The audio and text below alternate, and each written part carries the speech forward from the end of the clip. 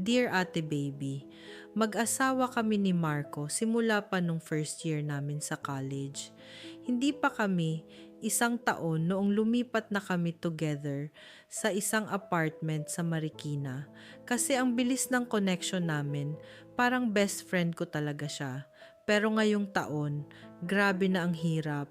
Malapit na kaming mag-graduate, nagdi-divorce ang mga magulang niya, at ang isa sa mga pinaka-close kong kaibigan, nawala siya sa sariling desisyon niya.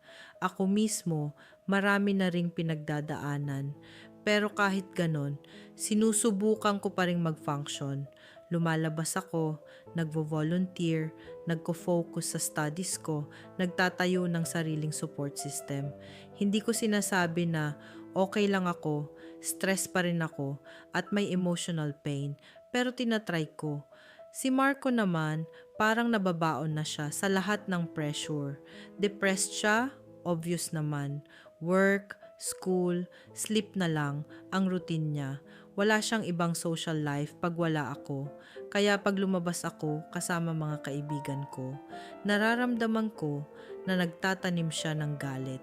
Marami na kaming arguments, mostly dahil sa bahay na hindi niya nakukaya at sa feeling niya na hindi ko siya binibigyan ng sapat na oras.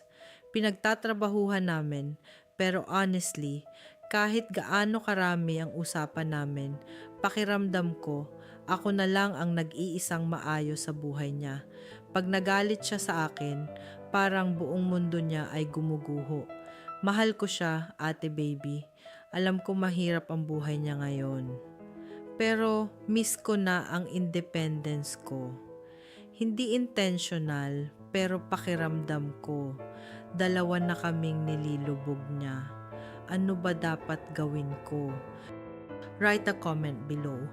If you enjoyed this, like and subscribe.